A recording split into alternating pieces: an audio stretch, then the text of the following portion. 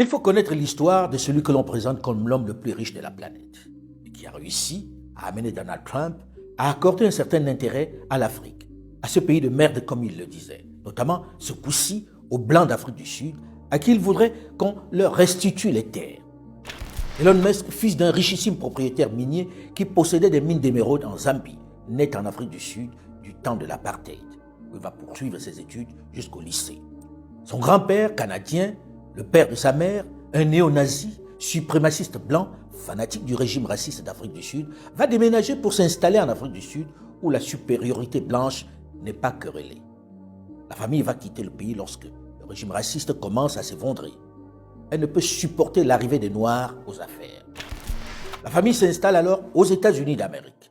C'est donc ce racialiste nostalgique de la période de l'apartheid qui est parvenu à convaincre le président Trump de mettre immédiatement sous sanction l'Afrique du Sud. Aujourd'hui, ce président bis est libre pour son offensive sur l'Afrique du Sud. Et pour le faire, il n'est pas seul.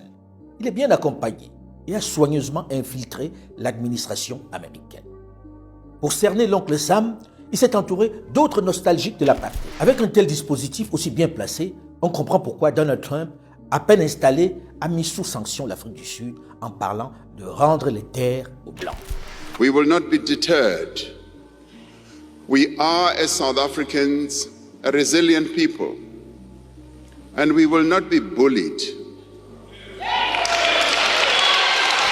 Le point commun de tous ceux qui sont autour de M. Trump, et y compris biographiquement pour certains d'entre eux, des milliardaires qui sont autour de lui, qui viennent d'Afrique du Sud, c'est l'empire de l'apartheid. Leur imaginaire, c'est celui de l'apartheid. Le refus du mélange. Un point d'attention donc pour l'Afrique qui doit prendre cette menace au sérieux puisque le patron de X a un regard assez racialiste et suprémaciste blanc.